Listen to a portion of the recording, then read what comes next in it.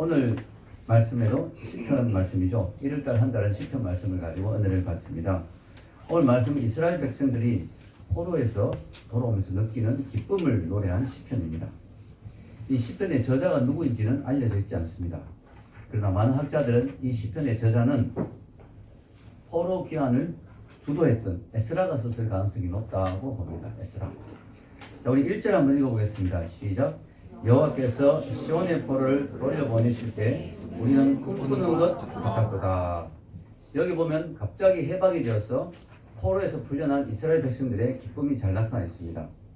오랫동안 포로로 잡혀 있었는데 갑자기 해방이 찾아왔습니다. 그들을 포로로 잡아갔던 바벨론 왕국이 메데 바사 제국에 의해서 멸망당하고 이 바사 페르시아 제국의 고레스 왕이 갑자기 포로들을 다 고국으로 돌려보내준 겁니다. 이유 없이 포로들을 풀어준다는 것은 쉬운 일이 아닙니다. 더군다나 고레스는 하나님을 믿는 사람도 아니었어요. 근데 하나님의 백성들을 이스라엘 땅으로 다 돌려보냈습니다. 이 모든 일들은 하나님의 섭리 가운데 일어난 일입니다. 그래서 오늘 말씀에도 고레스가 시온의 포로를 돌려보냈다 이렇게 안 돼 있고 어떻게 되어 있습니까? 여호와께서 시온의 포로를 돌려보내셨다. 비록 고레스가 그 명령을 내렸지만 그 일을 하신 분은 누구라고요? 하나님이라는 거예요. 즉 하나님의 섭리 가운데 그 일이 일어난 것입니다. 여러분 이와 같이 날마다 반복되는 일상의 삶 가운데 갑자기 하나님이 개입하는 순간이 찾아올 수가 있어요. 이러한 시간을 카이로스의 시간이라고 하죠. 카이로스의 시간. 역사적인 시간이고 정말 감동적인 시간이죠. 이 카이로스의 시간이 임하면 우리 삶에 큰 변화가 찾아옵니다. 가령 평생을 하나님을 모르고 살았던 사람이 어느 날 갑자기 어떤 계기를 통해서 교회에 나온다든가 전도를 받는다든가 성경을 읽는다든가 하다 갑자기 하나님을 만나는 일이 납니다. 그때 그 사람 인생이 완전히 바뀌는 거죠. 아영이가 30년 동안 하나님 없이 살다가 30살을 기점으로 우리 교회 와서 하나님을 만나게 됐어요. 그전과 그 위의 삶이 완전 달라졌죠. 이 카이로스의 시간이 임한 것입니다. 혹은 오랫동안 질병으로 고생하던 사람들이 갑자기 치유가 찾아왔다든가 오랫동안 싱글로 살던 사람이 갑자기 사랑하는 누군가가 나타났다든가 이게 이제 카이로스의 시간이 임한 것입니다. 카이로스의 시간이.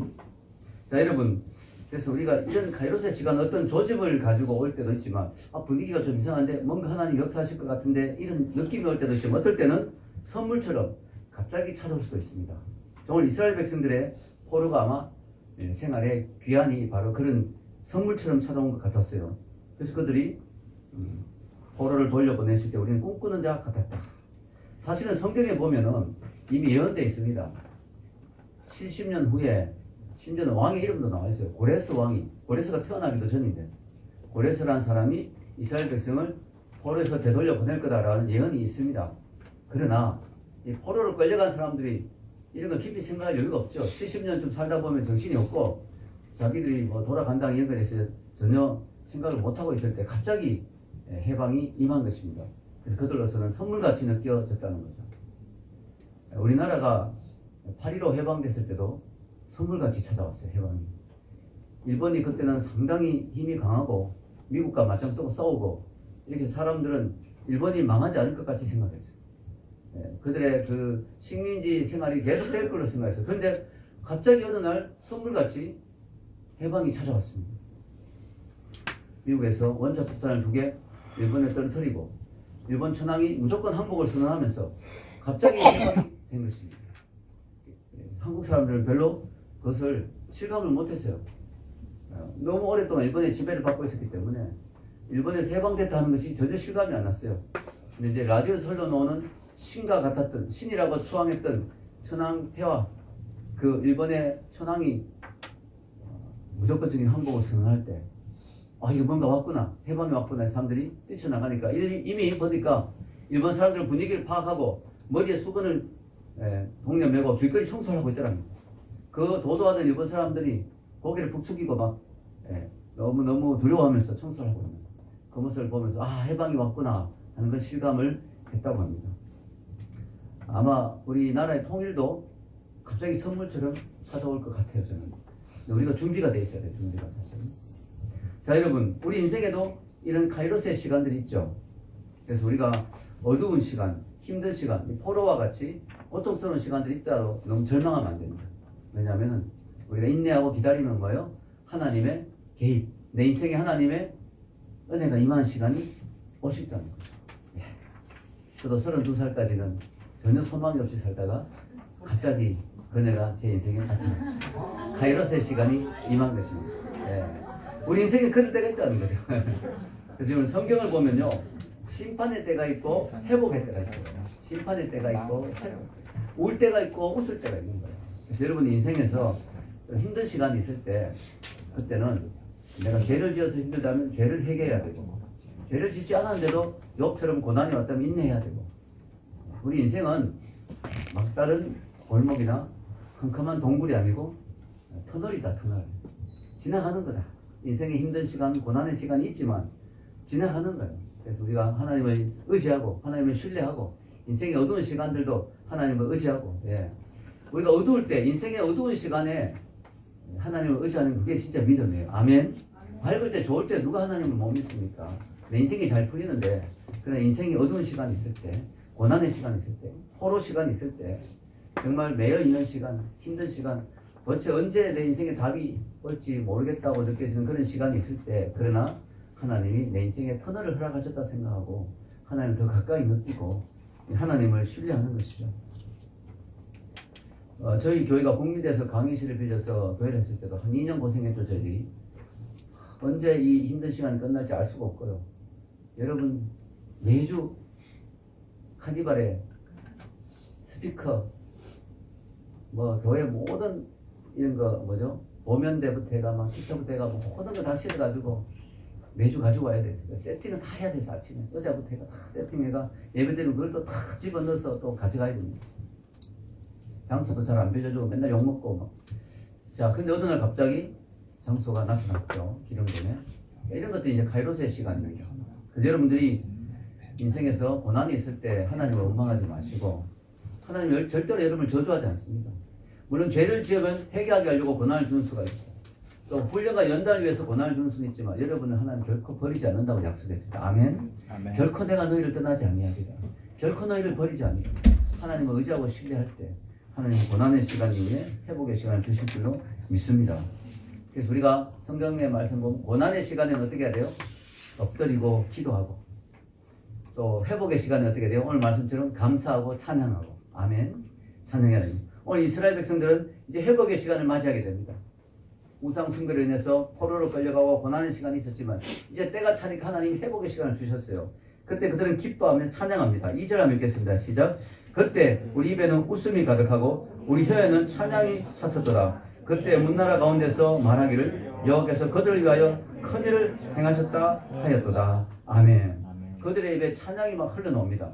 자, 그들이 포로로 끌려가 있을 때는 찬양이 나올 수가 없었어요. 마음이 너무 슬프고 괴로운데 어떻게 찬양이 나오겠어요?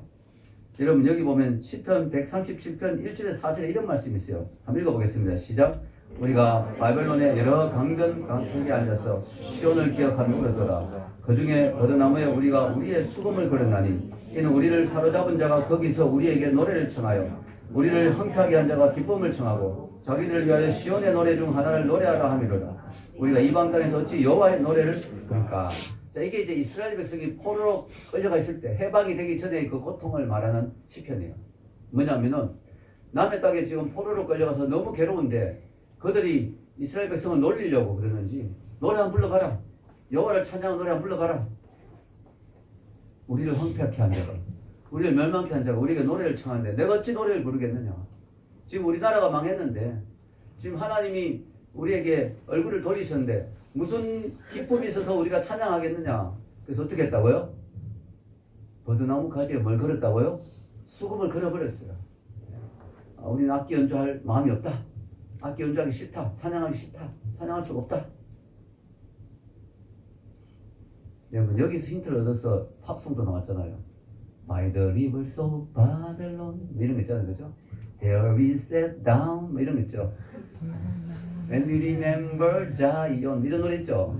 그래서 뭐더라? 유명한 그 있습니다. 그래서 그런 어릴 때는 모르고 그 팝송 중학교 때 막 그냥 따라 불렀는데 나중에 성경을 읽어보니까 성경의 말씀이더라고요. 예, 그걸 가지고 이제 보니엠이라는 유명한 그 있습니다. 그래서 어쨌든 노래를 할 수가 없었어요. 근데 이제 회복의 때가 오니까 찬양하게 됩니다. 여러분, 이 회복의 때가 얼마나 확실하게 임했느냐면 믿지 않는 나라들도 인정할 수밖에 없었다. 여기 나오죠. 믿지 않는 자들도 인정했다. 문나라 가운데서 말하기를 여호와께서 그들 위하여 큰일을 행하셨다. 이 보니까 이스라엘 막 망하는데 보니까 문나라들이 막 보고 막 비웃는 거죠. 야, 이 하나님 없구나. 하나님 믿는 백성이라는 것들이 저렇게 망하는 거 보니까 하나님 어디 있어? 하나님 없는 거야. 이렇게 막 놀리고 조롱하고 비난했는데 그들이 갑자기 기적적으로 회복된 거 보니까 뭐예요? 인정하지 않을 수가 없는 거야, 사람들이. 야, 하나님이 있긴 있는 모양이구나. 이 말이 안 되는 일이다, 이거. 아무 조건 없이 이렇게 고레스 왕이 무조건 돌아가라. 이렇게 해준다는 거, 이건 대단한 일이다. 이건 하나님이 하신 일이다. 하나님이 하지 않고는 이런 일이 있을 수 없다라고 인정하는 시간이 온다는 것이죠. 여러분, 우리 구원도 마찬가지예요. 우리가 구원 자체도 의미가 있지만 뭐예요? 이 구원을 통하여 뭐예요? 사람들이 하나님을 인정하게 되는 거죠. 야, 하나님이 살아계시구나. 하나님이 엄청난 분이구나. 그래서 여러분, 우리 베드로전서 2장 9절에 보면 구원의 목적이 나오져 있겠습니다. 그러나 너희는 택하신 족속이요 왕같은 제사장들이요 거룩한 나라요 그의 소유가 된 백성이니 이는 너희를 어두운 데서 불러내어 그의 기이한 빛에 들어가게 하시니 아름다운 덕을 선포하게 하려 하심이라. 아멘. 우리가 하나님을 만나고 구원받고 변화받으면 주위의 사람들이 하나님을 인정하게 되는 거죠. 하나님의 아름다운 덕을 인정하게 되는 거죠. 야, 저 사람이 예수를 믿고 나니까 저렇게 변했구나. 저 사람의 말과 행동이 달라졌어. 저 사람의 얼굴에 늘 수심이 가득했는데 얼굴에 기쁨이 넘쳐. 저 사람의 입에서 막 욕이 나오고 불평이 나오는데 감사가 나오고 찬양이 나와. 내 남편이 변했어. 내 아내가 변했어. 내 아이가 변했어. 우리 엄마가 변했어. 우리 아빠가 바뀌었어. 이걸 통해서 하나님을 높이는 거예요. 아멘. 그래서 우리의 구원을 통해서 믿지 않는 사람들도 인정하게 되는 그런 일들이 일어난다는 거죠. 자, 우리가 오늘 말씀을 보면서 여러분들이 마음속에 이런 생각이 들 수 있어요. 목사님 다 좋은데요. 왜 이스라엘 백성들이 포로로 풀려난 이야기를 왜 우리가 알아야 됩니까? 뭐 그 사람들이 해방되든 말든 나하고 무슨 상관입니까? 이렇게 생각할 수 있는데요. 그 이유가 바로 이스라엘의 해방은 바로 예수님을 통해서 우리가 죄에서 풀려나고 마귀의 포로에서 풀려난 것을 상징하는 사건이에요. 하나의 예표죠, 예표. 이스라엘의 이 사건이 포로로 있던 사람들이 해방되는 그 사건이 우리가 죄의 포로, 마귀의 포로, 어둠의 포로로 있던 그 우리가 예수님 안에서 빛을 발견하고 구원을 받고 자유함이 되는, 자유한 자가 되는 이 사건을 보여주는 하나의 예표라는 것이죠. 그래서 우리에게 의미가 있다는 것입니다.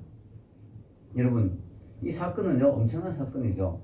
사실 이스라엘 백성이 포로로 있다가 풀려나는 것도 엄청난 사건인데, 그거보다 더 엄청난 사건은 뭐예요? 죄의 종이 되었던 우리가, 영원한 사망으로 이뤄야 될 우리가 하나님의 백성 되고 천국 백성 되고 빛의 자녀가 되는 거, 이것은 더 큰 사건이죠. 여러분, 이게 지금 실감이 잘 안 납니다. 우리는 그죠? 세상 사람들도 잘 몰라요. 이게 엄청난 대단한 사건이라는 걸 잘 몰라요. 그러나 그것을 알게 된 날이 오겠죠.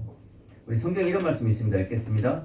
이름으로 하나님이 그를 지극히 높여 모든 이름 위에 뛰어난 이름을 주사 하늘에 있는 자들과 땅에 있는 자들과 땅 아래 있는 자들로 모든 무릎을 예수 이름에 꿇게 하시고 모든 입으로 예수 그리스도를 주라 하시나요? 하나님 아버지께 영광을 돌리게 하셨느니라. 아멘. 여기 계속 나오는 단어가 뭐예요? 모든이란 단어가 나오죠. 모든 이름 위에 뛰어난 이름을 주시고 모든 무릎을 예수님의 이름에 꿇게 하시고 모든 입으로 예수님을 주라 시인하게 합니다. 이 모든이란 말이 뭐냐? 믿지 않는 사람도 포함되는 거죠.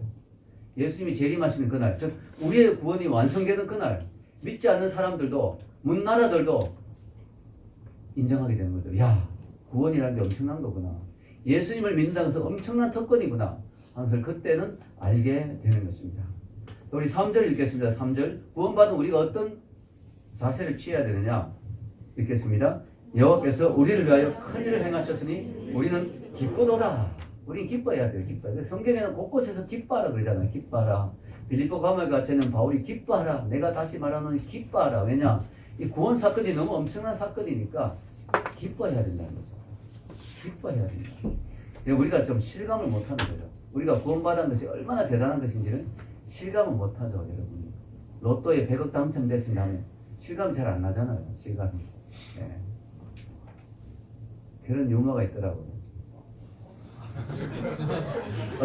어떤 농부가 100억, 200억에 당첨됐는데 이야기가 농부가 심장마비로 죽을 것 같아. 당신 200억 당첨, 그래서 신부님을 통해서 좀 조심스럽게 전달하라고 부탁을 했어요. 그래서 그 지역에 있는 신부님이 농부를 찾아갔습니다.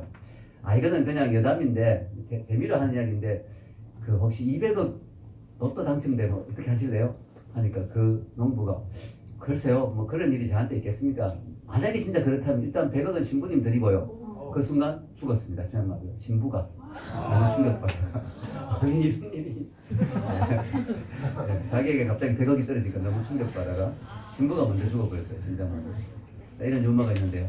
어쨌든 우리가 너무 엄청난 거는 실감이 안 나죠. 여러분, 지구가 돌아가고 있지만 너무 엄청나니까 우리가 실감이 안 나잖아요. 너무 엄청난 일은 실감이 안 나거든요. 구원이 너무 엄청나니까 실감이 안 난다. 만약에 우리가 이걸 진짜 실감이 나면 우리는 지금 막 덩실덩실이나 춤을 춰야 돼요. 자다가도 벌떡 일어나 입이 찢어지도록 웃다가 다시 자야 돼요. 이 구원이 정말 실감이 난다는. 내게 이런 일이 자다가도 갑자기 구원을 생각하면 막 너무 기뻐가지고 일어나가지고 막 입이 찢어지게 웃으면서 내게 어떻게 이런 일이 이러면서 또 자야 돼요. 이렇게 우리가 실감이 나야 되는데 이제 지금은 실감이 잘 안 나죠.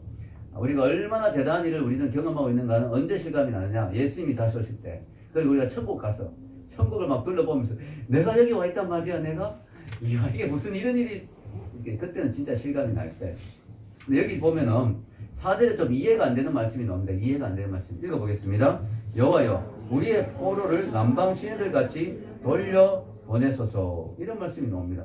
이게 잘 이해가 안 돼요. 왜냐하면은 아니 지금 포로로 돌아와서 기뻐서 지금 이 찬양을 부르잖아요. 시편 126편이 바로 포로로 돌아오면서 너무 기뻐서 하나님 우리를 해방시켜 주셔서 너무 찬양이 기쁨이 입에 찬양이 가득합니다. 그랬는데 다시 포로를 돌려보내라. 이게 무슨 말이냐? 그래서 뭘까요? 일부는 돌아왔지만 아직 일부는 돌아오지 않고 남아있는 거예요. 그래서 지금 돌아온 사람들이 우리만 돌아와서 되겠느냐고 하나님 다 돌려보냈었어. 어느 정도냐? 남방 시내같이. 남방 시내는 뭐냐면은 이 이스라엘의 남방 지역에는 시내가 여름엔 막 보통 때는 바짝 말라있죠. 사막 지역이니까. 근데 일주일에 두 번이 아니고 1년에 2번 정도 비가 오잖아요. 이른 비와 늦은 비. 비가 올 때는 이게 남방 시내가 막 흘러 넘치는 거야. 이 와디라 하거든요. 와디. 아랍어로 와디.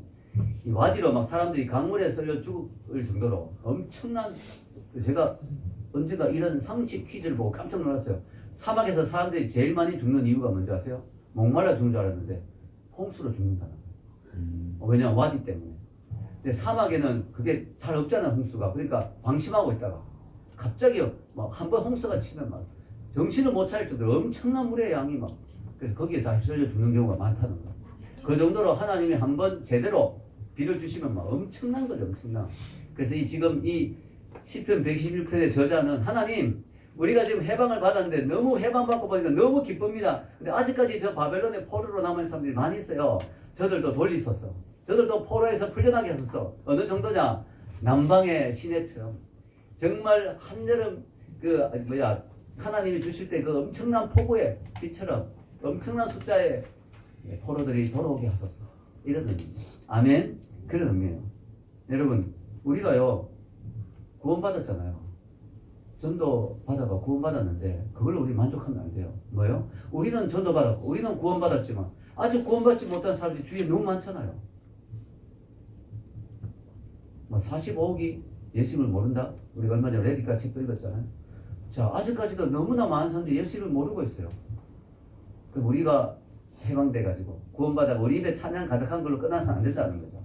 하나님, 북한에 있는 저 동포들, 저들 남방 시내같이 돌리소서. 아멘. 저들에게 하나님 은혜가 임하게 하소서. 내 주위에 믿지 않은 친구, 친척, 부모님, 형제, 자매, 저들에게 하나님이 은혜를 베푸소서. 저들의 심령에 은혜의 담비를 부어 주시옵소서. 은혜의 폭포수를 부어 주시옵소서. 기도해야 될 줄로 믿습니다. 여러분, 그게 이 말씀이에요. 바로 4절의 말씀의 의미입니다. 이번에 교회에서 사역 지원서를 썼는데요. 많은 분들이 사역에 동참해 주셔서 너무 감사하고 너무 감동이 되더라고요. 야, 여러분들이 사역에 지원. 특별히 PPT 사역에 대한 지원서는 안 받았습니다. 왜냐하면 희찬이 형제가 작년에 수고했는데 올해 또 기꺼이 수고하겠다고 그래서 해줘서 예. 그래서 너무 감사하죠. 자, 여러분 PPT를 하려면은 최소한 30분 전에 많이는 1시간 전에 미리 와야 돼요. 그래서 이게 보통 힘든 일이 아닌데 희찬이 어디서 옵니까? 대전에서 오는데 지금 미리 1시간 전에 30분 전에 와서 이렇게 1시간 전에 오고 있습니다. 거의 사역을 하고 있습니다. 얼마나 대단합니까? 근데 저는 희찬이가 PPT를 하고 있는 것보다 더 감동이 뭐냐면은 희찬이가 믿는 사람이 돼서 지금 여기 앉아있다는 자체가 너무 감동이 돼요. 왜냐하면 희찬이가 수빈이를 따라서 처음에 교회 왔을 때는 저런 모습이 아니었거든요. 네. 남방의 메마른 시내처럼 엄청나게 강팍한 마음을 가지고 있는 사람이었습니다. 물론 그때도 희찬이가 인간적으로는 예의 바르고 좋은 젊은이였어요. 그러나 하나님에 대해서는 엄청나게 강팍했습니다. 왜 그러냐면은 방학이 돼서 수빈이가 한동대에서 방학이 되면 서울로 올라오잖아요. 그래서 우리 교회 올 때는 열심히 매주 한 주도 안 빠지고 같이 와요. 근데 방학이 딱 끝나서 수빈이가 한동대 딱 가면 바로 그 다음 주부터 교회 안 옵니다. 그 다음 방학이 될 때까지 전혀 교회 안 옵니다. 심지어는 희찬이가 집이 그때는 미하역에 있었어요. 우리 교회에서 가장 가까운 데 있었습니다. 그래도 죽어도 안 나옵니다. 정말로 강팍했죠. 근데 더 재밌는 건 뭐냐면은 희찬이가 주중에는 엄청나게 열심히 교회 나왔어요. 왜냐? 그때 우리 혜림이를 보고 너무 귀엽다면서 수학을 가르쳐 주고 싶다. 그래가지고 그때 희찬이가 연대 공대 다니고 있었잖아요. 그래서 돈도 레슨비도 안 받고 주려고 해도 안 받아요.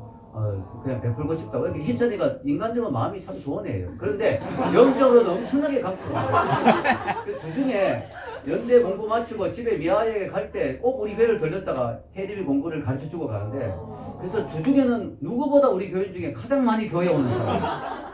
누구보다 주중에 우리 교회 가장 많이 오는 사람인데 주일은 죽어도 안 오는 거예요. 강팍한 거죠. 그래서 이제 제 아내가 이제 뭘 좀 레슨비 주려고 해도 안 받고 하니까 어떻게 방법이 없잖아요. 이 빚을 갚을 방법이 없으니까 제 아내가 나중에 이야기하더라고요. 구석에서 혜림이 수학 가르친 걸 보면서 구석에서 희찬이를 보면서 울면서 많이 기도했다고. 하나님, 우리 희찬이가 복음을 알아야 되는데 너무 소중한 이 복음을 알아야 되는데 이걸 모르고 있습니다. 우리 혜림이 공부를 가르쳐 준 것은 너무 착하고 훌륭한 우리 청년인데 하나님을 모르는 게 너무 마음이 아픕니다. 울면서 그렇게 기도해요. 그런데 어느 날 이제 제 아내가 희찬이를 변화시키기 위해서 영어로 우리 로마서 공부를 조금 해볼까 이렇게 해서 희찬이를 꼬셨어요. 그걸 이제 꼬실리제이션이라는데 꼬실리제이션 해가지고 이제 영어로 이렇게 하는데 어느 순간에 갑자기 남방 시내 같은 하나님의 은혜가 희찬이 마음에 임한 거예요. 할렐루야. 갑자기 희찬이 마음이 열리면서 복음이 깨달아지면서 아 이거구나. 이게 복음이군요. 깨달아지고 믿어집니다. 아멘. 그래서 희찬이가 변화가 된 것입니다. 얼마나 감사합니까. 할렐루야. 하나님께 영광이 없어집니다. 오늘 말씀이 그거예요. 여호와여 우리가 구원받는 걸로는 만족할 수 없습니다. 여호와여 남방 시내같이 하나님의 그 은혜의 급류를 흘러주시옵소서. 하나님의 은혜의 담비를 부어주시옵소서. 저 믿지 않는 나의 사랑하는 누구에게 하나님의 은혜를 허락하여 주시옵소서. 그래서 그도 하나님 알게 하여 주시옵소서. 아멘. 그 마음으로 그 기도로 오늘 하는 것이 바로 오늘 이 기도인 거예요. 자 오늘 말씀 보면 이런 하나님의 기적을 보기 위해서 우리가 가만히 누워있느냐 아무것도 안 하고 있느냐 아닙니다. 바로 눈물로 씨를 뿌리는 과정이 필요하다. 5절에서 6절 읽겠습니다. 시작. 눈물을 흘리며 씨를 뿌린 자는 기쁨으로 거두리로다. 울며 씨를 뿌리러 나가는 자는 반드시 기쁨으로 그 곡식단을 가지고 돌아오리로다. 아멘. 우리가 해야 될 일이 바로 이거예요. 울며 씨를 뿌려야 되는 거예요. 눈물에 씨를 뿌려야 되죠. 헌신과 기도와 하나님 앞에 씨를 뿌리는 시간이 필요합니다. 여기 보면 참 재밌는 게 울며 씨를 뿌린다. 눈물을 흘리며 씨를 뿌린다. 이런 표현이 두 번 나오잖아요. 눈물을 흘리며 씨를 뿌리는 자, 울며 씨를 뿌리러 나가는 자. 운다, 눈물 흘린다 이게 두 번이 강조되어 있어요. 여러분 씨를 뿌리는 게 그렇게 울 일입니까? 농부가 씨를 뿌리면 즐겁지 않아요? 야 오늘도 씨를 뿌린구나 밭에 즐겁게 뿌릴 수 있을 건데 왜 운다고 표현했을까? 그래서 제가 이제 주석을 좀 찾아보니까요. 이제 이런 식으로 해석을 합니다. 하나는 이제 씨를 뿌리러 나가는 과정이 어쨌든 노동이다 이거죠. 그렇지 막 씨를 뿌리기 힘들다 이거죠. 그러니까 어쨌든 농사는 힘든 일이다. 그러니까 울며 이렇게 표현했을 수도 있고요. 또 하나는 어쨌든 지금 씨를 뿌리지만 수확은 나중에 거두는 거잖아요. 그 기간 동안 인내하고 참아야 되잖아요. 계속 돌봐야 되고 뿌린 씨를 또 돌봐야 되고. 그러니까 이게 어쨌든 고통이 온다. 그래서 울며라고 표현했다. 그리고 또 어떤 분은 재미있는 해석을 했어요. 이게 종자씨인 경우가 있다. 근데 이 경우에는 울며 씨를 뿌리는 게 말이 된다. 이게 뭐냐면요. 이제 좀 궁핍해가지고 이제 흉년이 좀 들어가지고 이제 그 씨를 우리가 거두면 그걸로 이제 우리가 밥을 해 먹고 이렇게 하는데 다 해 먹어버리면 우리가 뿌릴 씨가 없잖아요. 마지막에 정말 농사를 위해서 뿌릴 씨는 남겨둬야 돼. 그걸 종자씨라고 합니다. 근데 요거는 절대로 안 먹어요. 농부는 아무리 배가 고파도 종자씨까지 먹어버리면 뿌릴 씨가 없거든요. 그래서 아무리 배가 고파도 종자씨는 남겨두는 거야. 심어야 되니까. 그래야 다음에 수확을 해서 안 굶어 죽으니까. 근데 얼마나 배가 고프고 얼마나 힘들겠어요. 왜냐하면 이거 정말 배고픈데 이 씨도 먹고 싶은데 이건 못 먹으니까, 이건 못 먹고 뿌려야 되니까, 당장은 그게 내가 밥솥에 밥으로 안 들어오니까 울면서 뿌리는 거야. 그 의미를 가진다 하는 것입니다. 그래서 우리가 제가 오늘 새해니까요. 한번 이 말씀을 물질에 우리 적용하면요. 우리가 11조 있잖아요. 11조. 11조가 바로 종자씨입니다. 종자씨. 그래서 우리가 이 11조는 절대로 우리가 먹으면 안 되는 거예요. 우리가 그냥 월급 받았다고 다 내 돈이다 이거 다 먹으면 안 되고, 이 11조는 딱 떼놔야 돼요. 왜냐면 이건 종자씨거든요. 이걸 힘들지만 11조 떼는 거 얼마나 힘듭니까? 그죠? 물질적으로. 근데 이걸 딱 떼서 딱 심어야 풍성한 수확이 되는 거죠. 물질의 복을 받는 거죠. 그래서 우리가 이 11조 하나님의 은혜가 들어오는 통로니까요. 물론 아직까지 믿음이 부족한 여러분들이 제가 강요하지 않습니다. 또 안 되면 여러분 10분의 1이라도 뭐 11조의 10%부터라도 시작할 수 있겠죠. 어쨌든 여러분이 11조를 하나님 앞에 드리는 게 중요해요. 다 드릴 믿음이 안 생기면 10%라도 그냥 내십시오. 어쨌든 믿음이 점점 생기면 조금 더 늘리면 되잖아요. 어쨌든 우리가 10%를 다 먹어버리면, 우리가 종자씨를 먹어버리면 그 다음에 기대할 게 없어요. 기대할 게. 하나님의 축복이 그걸 통해서 오니까요. 성경에 하나 말씀하시는 시험해보라. 복을 주나 안 주나 한번 시험해보라. 11조로 이렇게 말씀하실 정도로. 그래서 우리가 이런 부분에서 목사기 때문에 제가 여러분들에게 가르쳐야 된다 생각합니다. 그래서 우리가 새해니까 우리가 원래 좀 결단하면서 여러분들 뭐 대부분 우리 교인들이 잘하고 있지만 이런 부분에서 종자시다 하는 것이죠. 그래서 여러분 우리가요 눈물로 씨를 뿌리는 거죠. 왜냐하면 배고프지만 이걸 뿌려야 되는 거예요. 아깝지만 뿌려야 되는 거죠. 물질뿐만 아니라 메테올리 같은 신학자는 우리가 이 불신자를 위해서 눈물로 기도한 것 자체가 씨다. 눈물 뿌린 것 자체가 이게 뿌리는 씨다. 이렇게 표현했어요. 저희 어머님이 저희 가정이 믿지 않는 가정이었거든요. 어느 날 어머님이 갑자기 제가 고등학교 때 우리 삼형제를 모아놓더니 이분쯤부터 교회 한번 가자 이렇게 하는 거예요. 우리 삼형제가 좋은 생각이 있습니다 하고 바로 등록했어요. 이런 경우가 잘 없더라고요. 아버님은 이제 술, 담배 끊고 한 1년 후에 오시고. 그래서 나중에 어머님에게 궁금해서 물어봤습니다. 어머님, 우리가 믿는 집도 아닌데, 일가 친척 중에 믿는 사람도 없는데, 어떻게 교회 가자는 마음이 들었습니까? 했더니 어머님이 미션 스쿨 나왔다고 그때 이야기하시더라고요. 제가 처음 알았습니다. 어머님이 초등학교를 마치고 중학교를 가고 싶은데 돈이 없어요. 그래서 포기하고 있는데 누군가가 옆집에서 이야기를 합니다. 요 동네에 미션 스쿨이 생겼다고. 거기는 무료라고. 그게 어머님하고 이제 가족들이 듣고, 저기 애를 보내야 되겠다. 그래서 저희 어머님을 보냈어요. 정말 무료인 거예요. 한 푼도 돈을 안 내는 거야. 근데 조건이 하나 있어요. 왜냐면 주일날 교회 가서 예배 드리고 주보에 도장 받아오는 거야. 그게 이제 조건이에요. 그래서 어머님이 알고 보니까 3년 동안 중학교 때 교회를 다니신 거예요. 전혀 기독교적인 배경이 없는데. 근데 믿음이 없으니까 3년 다니고 졸업하고 바로 하나님 잊어버린 거죠. 그리고 어머님 마음대로 그냥 사신 거죠. 그래서 그냥 세상적으로 사신 거죠. 그래서 우리 아이들, 저하고 제 동생 둘 나와서 이제 저희들 고등학생 될 때까지 하나님 완전 잊고 살았는데, 하나님이 이제 어머님을 잊지 않으신 거죠. 하나님 어머님을 잊고 그냥 던져놓았다면 어머님하고 제 자녀들, 저희들은 다 하나님 모르고 지옥으로 갔겠죠. 하나님 어머님에게 고난을 주신 거죠. 뭐냐면 눈을 치신 거죠. 그래서 중심성 망망령과 홍채염이 와가지고 막 글자가 막 잘 안 보이고 너무 괴로웠어. 뭐 절에도 가고 별별 거 다 했습니다. 답이 없는 거예요. 그래서 교회를 어머님이 생각하시게 된 거예요. 그 어릴 때 교회 나갔던 그게 기억이 나요. 그래서 하나님 앞에 다시 되돌아오게 된 거죠. 그래서 지금도 어머님이 눈이 많이 힘드시죠. 근데 하나님이 참 이렇게 실명을 안 하게 하실까요? 집안일 다 하시고. 근데 눈이 아파서 늘 힘들어 하시는데 그래도 내 눈 때문에 온 가족이 돌아와서 너무 감사하다고 그러시더라고요. 여러분 중요한 거는 그때 어머님이 학교 다닐 때 선생님이 전부 목사님이었대요. 미션 스쿨이니까. 음악 선생님도 목사님, 영어 선생님도 목사님, 수학 선생님도 목사님. 근데 이분들이 수업 시간에만 들으면 그렇게 울면서 기도해요. 우리가 그냥 하는 형식적인 기도가 아니에요. 하나님 뭐 이런 기도가 아니고 막 울면서 막 통곡하면서 그때는 그분들이 영성이 대단했던 것 같아요. 그리고 아이들도 불쌍하잖아요. 6.25 끝나고 막 거지같이 앉아있으니까 너무 불쌍하잖아요. 그래서 막 아이들 보면 눈물이 나는 거죠. 저 아이들 앞으로 어떻게 되겠는지 싶은 게 그렇게 울면서 기도했는데 특히 어머님이 지금도 담임선생님 이름을 기억하더라고요. 소규천 선생님이었대요. 근데 이분이 그렇게 많이 울고 기도했는데 어머님 믿음이 없으니까 기도하자 하면 눈을 안 감는 거예요. 어머님은 뒤에서 막 구경하는 거죠. 우는 거. 그래서 막 근데 선생님 눈이 컸대요. 또 성이 솟으니까 야 선운깔이다 이러고 막 너무 낄낄거려. 이제 여자애들 재밌잖아요. 막 낄낄거리고 와 저 선운 봐라 이러고 막 이렇게 웃었다는 거예요. 근데 이제 졸업하고 어느 날 길거리에서 그 선생님을 딱 만났는데 선생님 첫 마디가 너 요즘 교회 다니니? 아니요. 그렇게 슬퍼하시면서 그렇게 안타까워하시면서 교회는 꼭 다녀야 돼 하고 가시더라는 거예요. 근데 하나님 결국 어머님을 부르셨죠. 그래서 나중에 동창회를 가봤더니 그때 같이 웃고 막 했던 친구들이 대부분 목사님, 사모님, 장로님 부인 다 돼 있더라는 거예요. 할렐루야. 예, 그 선생님들의 눈물의 기도, 울며 씨를 뿌린 그 씨가 그게 헛되지 않아 가지고 저희 어머님과 저희 아버님과 우리 삼형제 다 구원하고 저희 가정에서 목사가 2명 나오고 그죠? 이렇게 되고 우리 아이들까지 또 복음이 들어가고 이 울며 씨를 뿌린 것이 헛되지 않았다는 거죠. 아멘. 헛되지 않다는 거죠. 그래서 우리는 울면서 씨를 뿌려야 됩니다.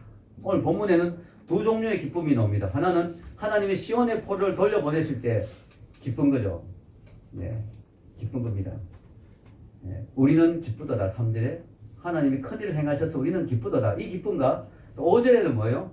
씨를 뿌리고 기쁨으로 거둘 때의 기쁨. 두 종류의 기쁨이 있어요. 내가 구원받아서 기쁜 것도 있지만요. 내가 누구를 구원시켰을 때 기쁨도 있는 거예요. 근데 이 기쁨도 엄청난 기쁨입니다, 여러분. 우리 교회도 새신자가 와서 하나님 알게 되고 변화된 걸 보면 너무너무 기쁜 거죠. 야, 내가 목회하길 잘했어. 내가 셀리드 하길 잘했어. 야, 교회에 정말 하나님 믿는 사람이 나올 때 너무 기쁜 거죠. 마치 가정에 아이가 태어나면 그 아이 때문에 그 가정에 웃음꽃이 피듯이 가정에 우리 교회에 믿는 사람이 자꾸 나오면 기쁜 거죠. 이 우리가 내가 구원받을 때의 기쁨도 크지만요. 내가 누군가에게 복음을 전해서 그 사람이 구원받는 걸 볼 때 기쁨도 엄청난 거예요. 여러분 올 한 해 이런 기쁨을 누리기를 축원합니다. 여러분 새해가 시작되었죠. 씨를 뿌리는 것은 고통스러운 일입니다. 그러나 기쁨이 보장되어 있습니다. 뿌리지 않고 거두려고 하면 안 돼요. 그건 하나님을 속이는 거예요. 6장 7절 읽겠습니다. 갈라디아서 스스로 속이지 말라. 하나님은 의심여김을 받지 아니하시나니 사람이 무엇으로 심든지 그대로 거두리라. 네, 우리가 안 심고 거두려고 하면 하나님을 의심여기는 거죠. 왜냐하면 하나님이 수학의 법칙을 주셨는데 심고 거두는 법칙을 주셨는데 나는 안 심으면서 자꾸 거두려고 하는 거예요. 네, 그런 경우가 있어요. 목사님 저는 왜 복을 못 받죠? 보면 교회 봉사도 안 하고 헌신도 안 하고 예배 맨날 빠지고 11조도 안 하고 아무것도 안 하는데 하나님 저는 예수님인데 왜 복을 못 받죠? 이러는 거예요. 우리가 심고 거두는 법칙이죠. 우리가 열심히 심어야 돼요. 일단은 지금은 당장 뭐가 열매가 없어도 일단은 심고 봐야 돼요. 심지어 내 당대의 복을 못 받는 내 자녀가 복을 받아요. 아멘. 열심히 우리는 눈물을 흘리면서 눈물을 뿌리면서 심어야 돼요. 심으면 그 다음엔 거둠이 있다는 거예요. 이게 하나님의 법칙이라는 거예요. 이걸 무시하면 안 돼요. 여러분 결론을 내리겠습니다. 이제 새해가 시작됐잖아요. 올 한 해 여러분 결단하십시오. 나는 무엇을 심을 것인가. 심을 거 많잖아요. 뭐 11조도 이야기했지만 그것도 있지만 매일 밤 10시마다 우리 기도하잖아요. 여러분 기도도 저축이에요. 기도를 막 심어 놓으세요. 매일 큐티 하잖아요. 말씀을 심어 놓으세요. 그러니까 여러분 그런 것들 다 심어 놓으면 다 여러분에게 축복으로 돌아옵니다. 그래서 여러분 결단하시고 올 한 해 여러분이 많은 것을 심었어. 올 가을에 또 여러분이 평생 주님 앞에 많은 것을 심었어. 여러분 인생의 노년에 또 여러분 자녀의 후손에 많은 것을 거두는 축복이 있기를 주의 이름으로 축원합니다. 우리 기도